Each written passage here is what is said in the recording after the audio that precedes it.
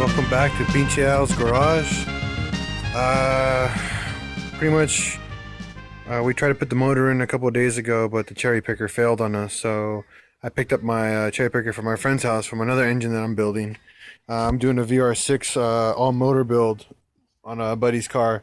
We're actually gonna have a couple of videos on that one. No DIYs on that, guys. This one's kind of gonna be built really quick, so unfortunately I'm not gonna have any DIYs. But today I have one DIY for you guys, a newer one, and then we're gonna show you guys how to put the motor back into the car. Down below, you're gonna need a 5mm to remove this oil feed line here. There's two 5mm bolts, one here and here. Just unscrew them with the 5mm right here.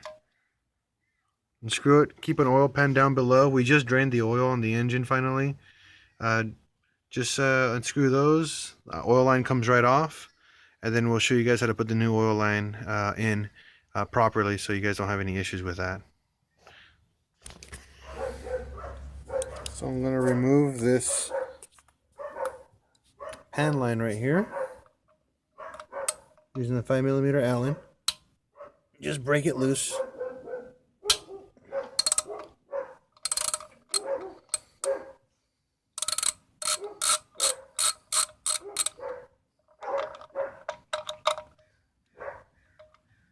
Now the gasket that it's on here, we didn't order replacements because we're just going to use a RTV to reseal it.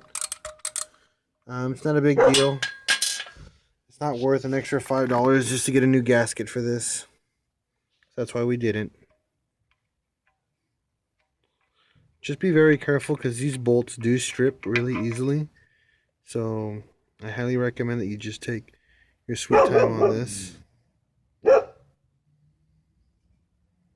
It's not worth stripping these holes, because then you guys will be out of luck. You gotta re-tap them and re-drill them if you mess them up.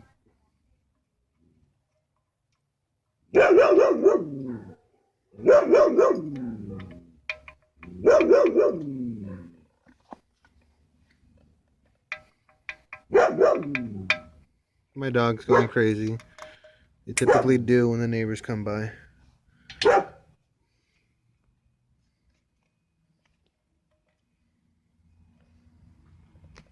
Now, if this line was sealed with RTV, it's going to be kind of hard to pull off, but just yank it off. It should pop right off, okay, guys? So I took the line off, and this one was also mounted without a gasket.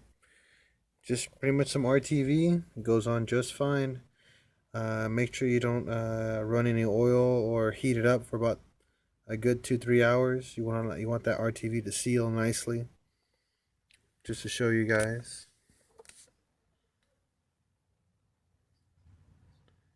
Just no gasket. Okay, so the next thing you guys want to do, here's one of the provided oil fittings from the turbo kit. This is a direct bolt-on, so pretty much they line up. It lines up beautifully right here with the oil feed line here at the bottom. So no special modification needed, just put it on.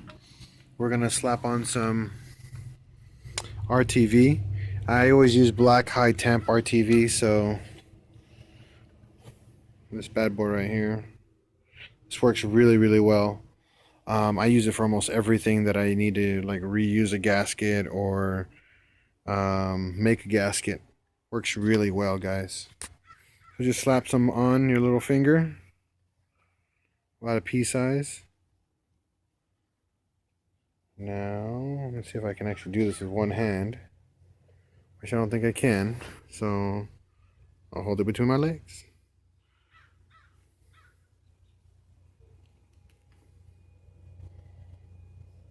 I'm gonna say get a good amount on this one. This one, you don't really affect the flow of the oil. This is just a return. So this doesn't affect it very much. So don't get it super soaked in RTV, but get a good amount, because you want to make sure this thing seals nicely. it is oil that's going through here. So once you got that, put that in, use your 2 bolts, tighten it down. Don't tighten it down really tight. These don't go on. These go on about 5 pounds with a torque wrench, if that. Don't over torque them. You will strip them and ruin it. So what I did is I started a couple threads on here by hand, and just use your socket or your Allen bit and put these in hand tightened first. The reason behind it, you don't want them to strip.